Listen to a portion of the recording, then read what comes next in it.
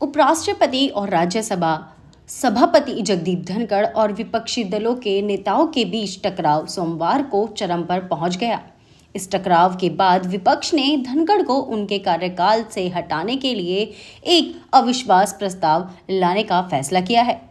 सूत्रों ने बताया है कि इस प्रस्ताव पर 50 से अधिक सांसदों ने हस्ताक्षर किए हैं।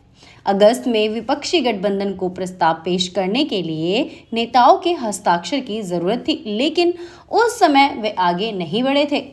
उन्होंने राज्यसभा के सभापति को एक मौका देने का फैसला किया था, लेकिन सोमवार को उनके व्यवहार को देखते हुए विपक्ष अविश्वास प्रस्ताव लाने का मन बना चुका है। कांग्रेस, तृणमूल कांग्रेस, आम आदमी पार्टी, समाजवादी पार्टी और विपक्षी गठबंधन के सदस्य इस प्रस्ताव के साथ आगे बढ़ने के लिए एक साथ हैं। राज्यसभा में शून्यकाल के दौरान स्थगन के तुरंत बाद सदन के नेता जेपी नड्डा ने कहा कि भाजपा सदस्य उस मुद्दे पर चर्चा के लिए उत्तेजित थे जिसमें कांग्रेस नेता शामिल थे। उन्होंने कहा, forum of democratic leaders in the Asia Pacific और जॉर्ज सोरोस के बीच संबंध चिंता का विषय है।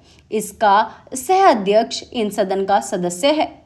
भाजपा नेता ने आरोप लगाया कि एडीएल-एपी जम्मू कश्मीर को एक अलग इकाई के रूप में देखता है। जगदीप धनखड़ ने जानना चाहा कि सत्ता पक्ष के नेता विरोध क्यों कर रहे हैं। तब भाजपा सांसदों ने आरोप लगाया कि कांग्रेस के शीर्ष नेताओं का जॉर्ज सोरोस से संबंध है। उन्होंने इस मुद्दे पर चर्चा की मांग की क्योंकि यह राष्ट्रीय सुरक्षा से जुड़ा था। भाजपा और एनडीए गठबंधन के सांसदों ने इस मुद्दे पर तुरंत चर्चा की मांग की, जबकि कांग्रेस सदस्यों ने दावा किया कि अडानी मुद्दे से ध्यान भटकाने के लिए ऐसा किया गया। मल्लिकार्जुन खड़गे, जयराम रमेश और प्रमोद तिवारी समेत कई नेताओं ने पूछा कि सभापति सत्तारूढ़ पार्टी को इस मुद्दे को उठाने की अनुमति कैसे दे रहे थे, जबकि उन्होंने इस संबंध में उनके नोटिस को खारिज कर दिया था।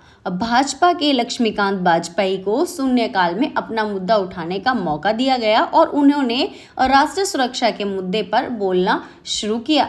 जयराम रमेश ने उनकी टिप्पणी पर आपत्ति जताते हुए कहा है कि जब सभापति के नियम 267 के तहत नोटिस खारिज कर दिया गया है तो उसमें उल्लिखित मुद्दों को उठाने की अनुमति नहीं दी जानी चाहिए। सांसद दिग्विजय सिंह ने भी धनखड़ पर पक्षपात करने का आरोप लगाया है।